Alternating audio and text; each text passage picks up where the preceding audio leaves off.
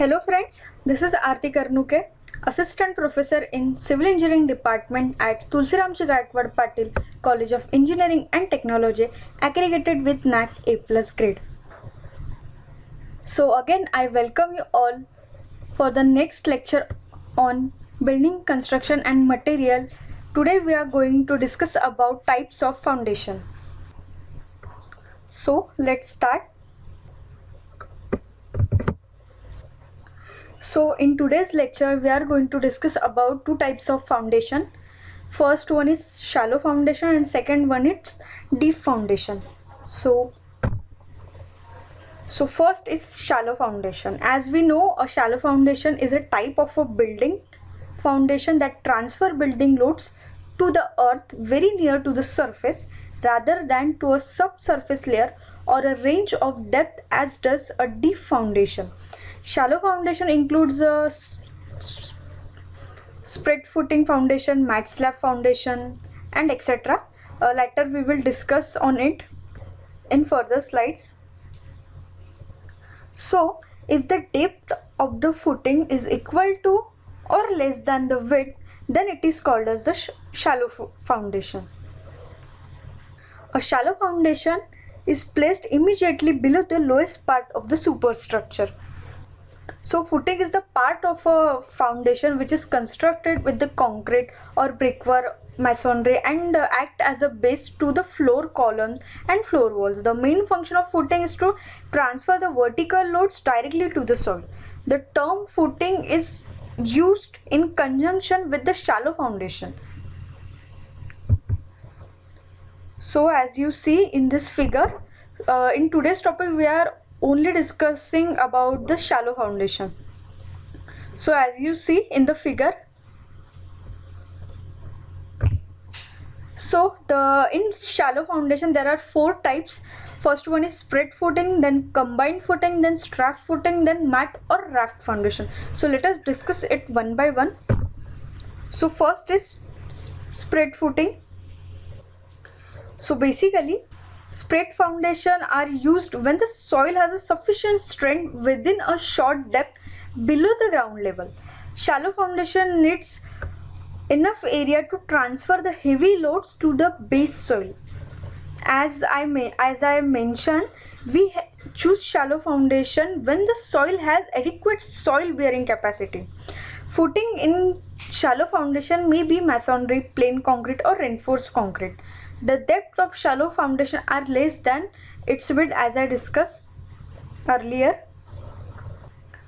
So the spread footing may be the following kinds. First is a single footing for a column, then step footing for a column, then slope footing or trapezoidal for a column, wall footing without step footing for a wall, and then grillage foundation.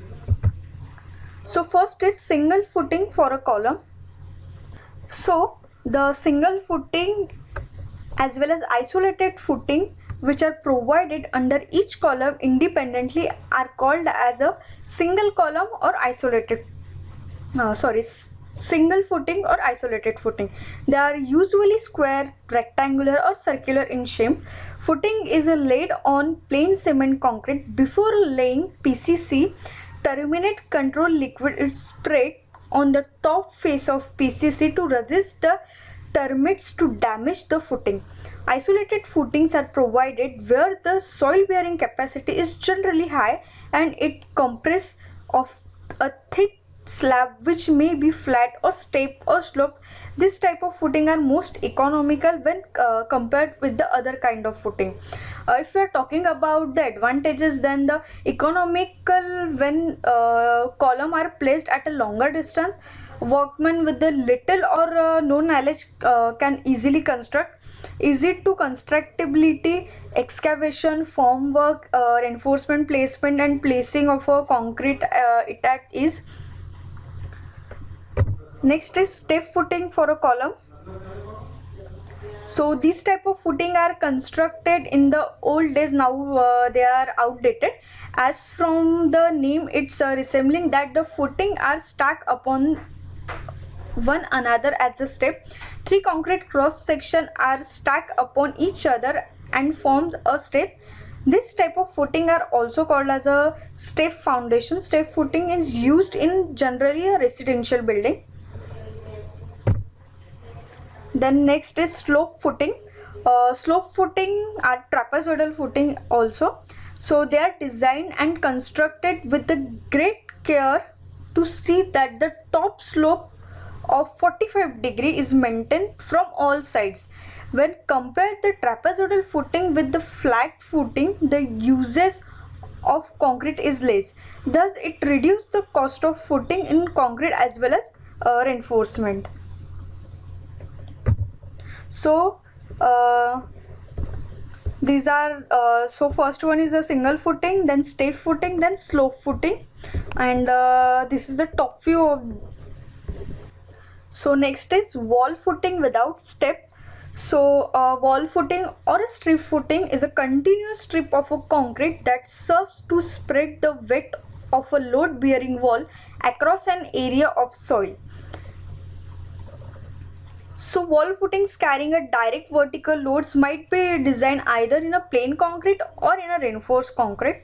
Since a wall footing deflects essentially in one way, it is analyzed by considering as a strip of a unit width and its length.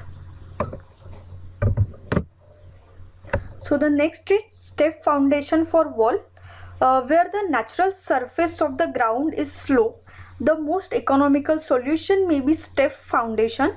In this case, the foundation takes the form of a series of concrete horizontal step as following, as we will see in the figure.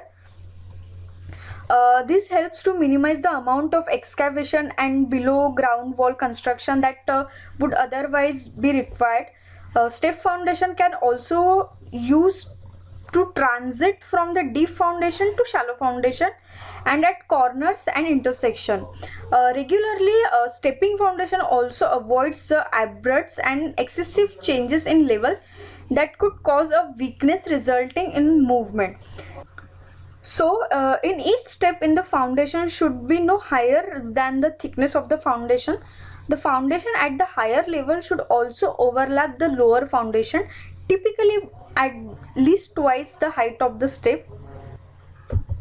So this is the step wall footing, as you can see,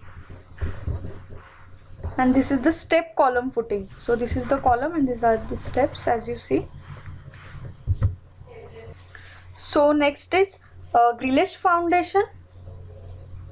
So grillage foundation made of two or more than two tier beams placed at the right angle to disperse the load evenly over a larger area.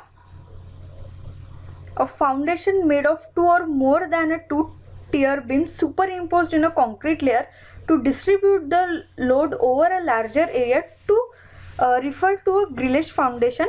It is suitable when the load transmitted by a column or a wall is hefty and bearing capacity of soil is deficient.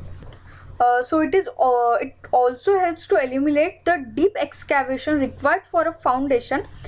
It is provided at the column's base. The grillage beam of one tier is at the perpendicular of the grillage beams of the second tier, and these tiers are beams are encased in concrete.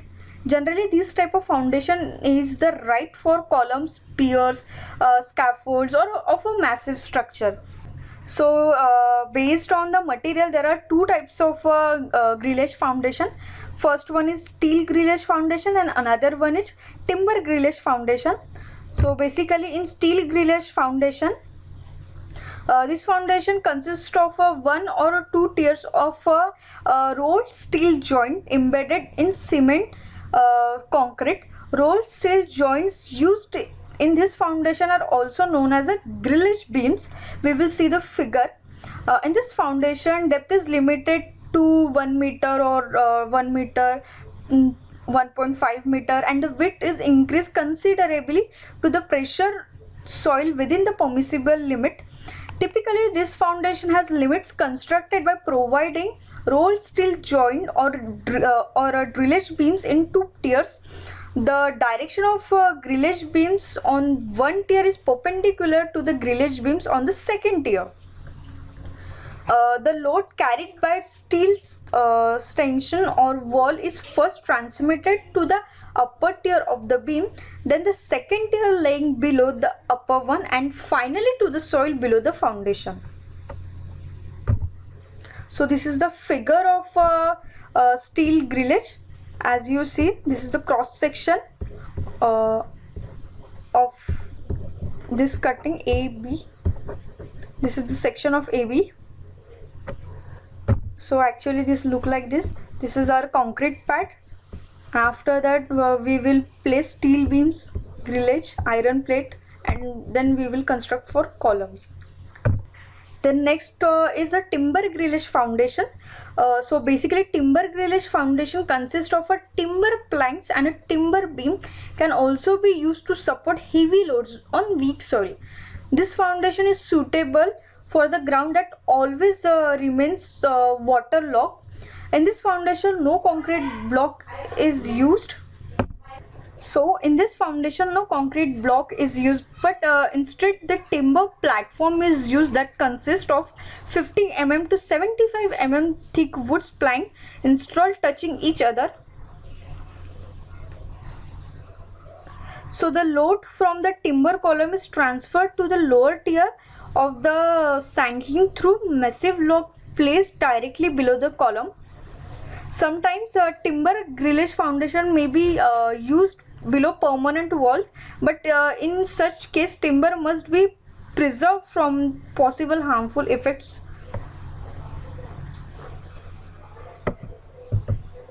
So this is the timber grillage foundation for wooden post. Mostly it is designed as a monolithic RCC structure and the metal frame gives its strength. So if we are talking about this size, this platform lower tier of scantling nearly 80 mm by 120 mm size is placed, covering the full length and breadth of the rectangular platform. So as you can see, so the figure shows timber grillage foundation for wall. The foundation consists of the bottom layer of planks over which the wooden beams are placed at the right angles to the direction of the planks. Then another layer of planks again is laid at the right angle to the direction of beam. These upper layers of planks may be 7.5 to 10 cm thick, extending over the full width of the wall base over which masonry wall is constructed. So the second type of footing is combined footing. So in a combined footing, a footing which has more than one column is called as a combined footing. This kind of footing is adopted when there is a limited space. Due to lack of space we cannot cast an individual footing, therefore footings are combined in one footing.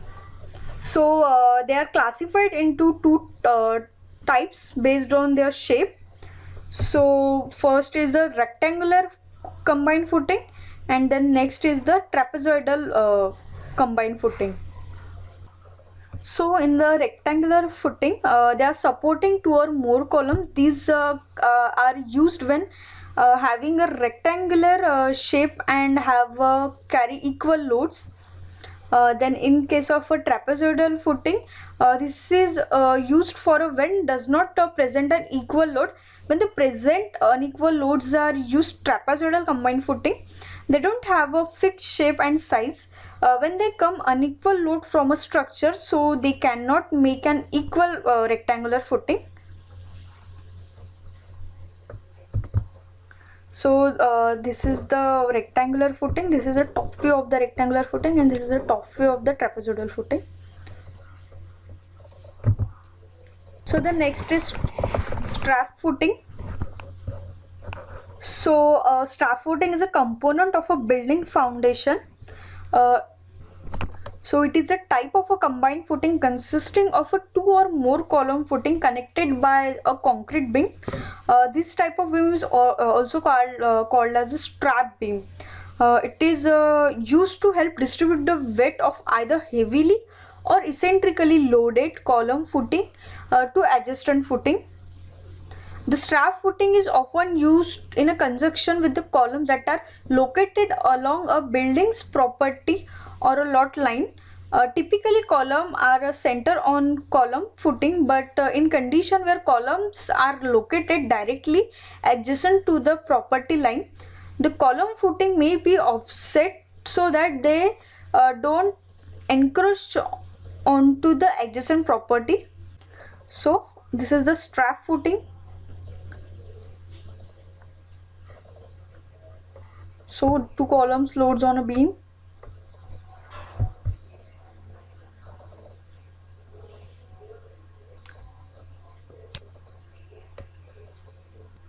So the next is a raft foundation, and it is also called as a mat foundation. So it is essentially a continuous slab resting on the soil that extend over the entire footprint of the building, thereby supporting the building and transferring its weight to the ground. The raft foundation is often used when the soil is weak and it distribute the weight of the building over the entire area of the building and not over a smaller zone like individual footing or at individual point like pile foundation. This reduces the stress on the soil. If the same buildings were supported by say 4 individual footings, each of 1 by 1 meter, then the total area of the foundation would be 4 meters square, and the stress on the soil would be 50 by 16, which is about 12.5 ton per square meter. So increasing the total area of the foundation can dramatically lower the stress of the soil, which is nothing but the weight per square meter. A raft foundation is also very good for a basement. Foundation are created by excavating soil in under to find strong, compact, undisturbed natural soil that is at the least a few feet below ground level.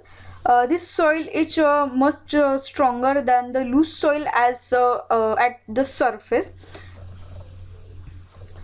If we construct a raft foundation at say 10 feet below ground and build concrete walls around the periphery, this makes an excellent basement. Therefore, an engineer in designing a building with the basement will tend to choose a raft foundation over other types of foundation.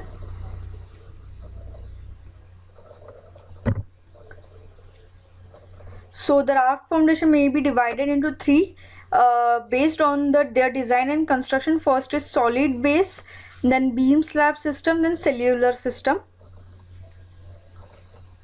So all the three types are basically the same, consisting of a large, generally unbroken area of slab covering the whole or large part of the structure.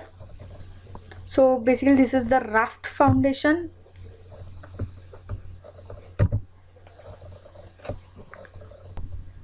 So the next is foundation in black cotton soil. So as we know, in India, the percent of the black cotton soil found in a total soil deposition is almost 15%. This type of land is found in many other countries of the world. So black soil is very much favorable for producing the plant of a cotton, and hence the soil is known as the black cotton soil in India. So basically the black cotton soil has a fine grained clay particle which cause a massive changes in volume with the change of a moisture content, that is it swell excessively when the wet and shrink during the dry period. Hence the black cotton soil is also known as the expansive soil. So building a foundation in black cotton soil is a risk. To avoid that risk, we have to take some precautions. So the precautions for a black cotton soil. So first is the soil investigation, soil testing. Before commencing the work at the site, it is good to evaluate the properties like swelling pressure, shrinkage index, consolidation, compressibility of soil, and strength of black cotton soil. It helps to ascertain the suitability of soil or black cotton soil for the construction of the building. Normally, as per IS 1893 2016, when the N value of the soil at perpendicular level is less than 10 in zone 3, 4 or 5 and less than 15 in zone 2, high-rise building on such soil should be avoided, or pile foundation or adequate soil stabilization should be done. Then next precaution we have to take about swelling pressure. So the swelling pressure is the pressure which soil exert on the footing when the soil is not allowed to swell, or when the volume change in rested. Then the next is the shrinkage index. So it is the measure of the degree for the expansiveness of the soil. Cracks are formed due to the movement of the ground on the account of alternate swelling and shrinkage. These cracks this form are sometimes 15 to 20 centimeter wide, or 2.5 to 4 meter deep. To avoid the so that we have to take some we have to take the precautions. So for that types of foundation in black cotton soil, so we can go for the strip or pat foundation, pure foundation, or unrimmed pile foundation. So in this foundation we are used where a layer of a good soil, a soil which is capable of supporting the load of the building, or a soil which has a sufficient load bearing capacity in within. So the strip foundation for a walls and the pat foundation for a column may be provided for the medium loads when the soil is soft and having a poor bearing capacity. A 30 mm thick layer of ballast and murum should be provided, and then 30 centimeter of layer course may be placed. When the soil swells, the sand grain would yield by moving up, thus relieving the swelling pressure. When the soil shrinks, the sand layer would be expand, but there will be no discontinuity in the soil support. So as you can see in the strip or pat foundation. So it is suitable where the swelling pressure are relatively high. The alternate layers of a murum or a ballast and sand act as a spring which can compress or expand along with the subsoil movement. It will thus absorb all the movement, thus keeping the footing free from these effects. If the soil is soft and has a poor bearing capacity, a 30 centimeter thickness layer of a ballast and murum should be the first rammed into the soil. Then next is a pure foundation. So in a pure foundation, it is collection of a large diameter cylindrical columns to support the superstructure and transfer a large superimposed loads to the frame strata below. It stood a several feet above the ground. It is also known as the post foundation. So this is the figure of pure foundation. This is the arch bridge. So under rim pile foundation, under rim piles are both concrete piles having one or more bulbs or rims formed by enlarging the base of the boreholes by under rimming tool. An under rim pile is a pile of a shallow depth up to 1 to 6 meter having one or more bulb at its lower end. Due to additional bearing and encourage obtained from the bulb, these piles provided economical and safe foundation in black cotton soil and other expensive soil, in filled up soil and other soil of a poor bearing overlaying strata. So a pile having one bulb is known as a single under the rim pile. It is seen that the load bearing capacity of pile can be increased by increasing the number of a bulb at the base. In such case, the pile is named as a multi under rim pile. The increase in bearing capacity of pile can also be achieved by increasing the diameter and the length of the pile. So after boring is carried out at the required depth, the borehole is enlarged in the form of a bulb near its base by using a tool known as under reamer. After the pile holes are ready for the concreting, reinforcement cage are lowered in the holes and concrete is poured. The pile should cast at least 200 to 400 mm above the cutoff level. Later on, when the concrete is hardened, the extra length of each pile is broken and the pile top is brought to the up to the desired level. So as you see can in this figure,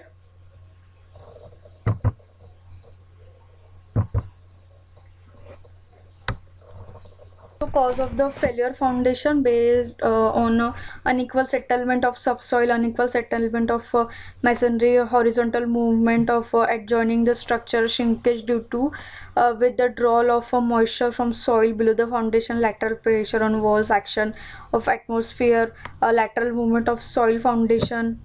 So let us discuss it one by one.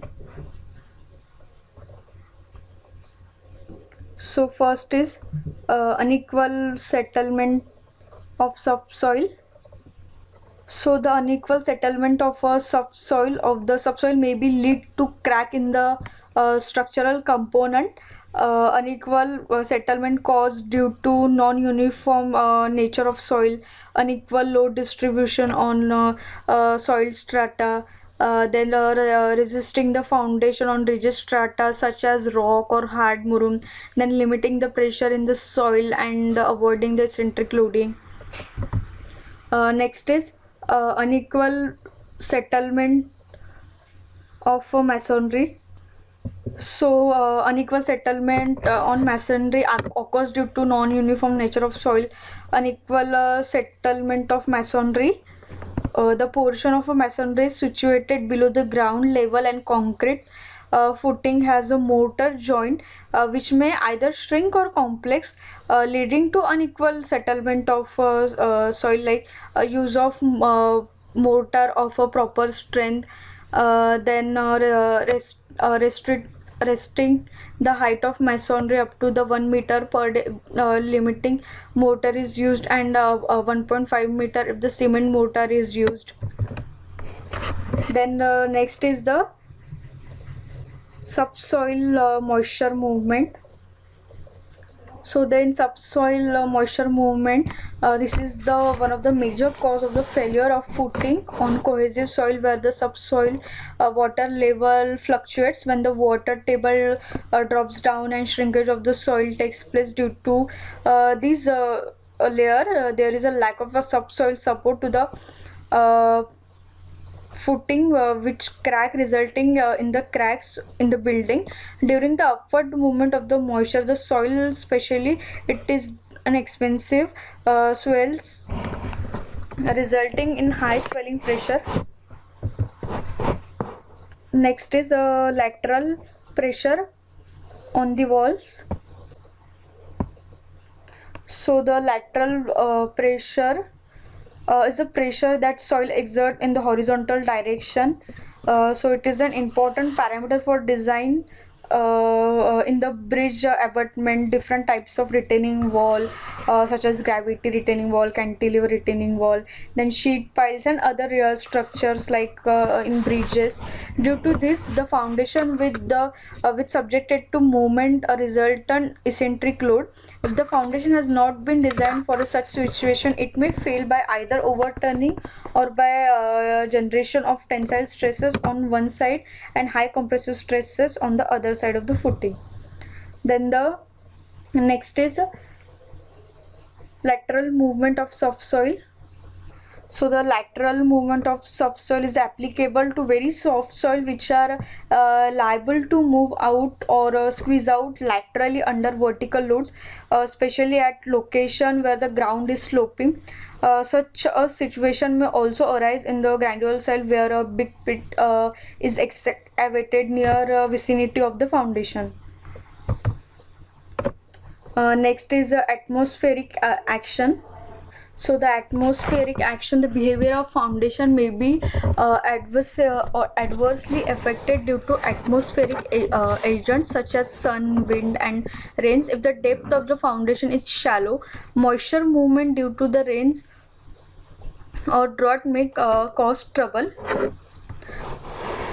So by providing suitable plinth protection along the external walls, by filling back the foundation trenches with the good soil and compacting it, then providing a gentle ground slope away from the wall, then providing a narrow sloping strip or of impervious material along with the exterior walls. So this is all about in today's lecture. In next lecture we are going to discuss about the deep foundation. In this lecture we are discussed about the shallow foundation. So see you soon in next lecture. Thank you.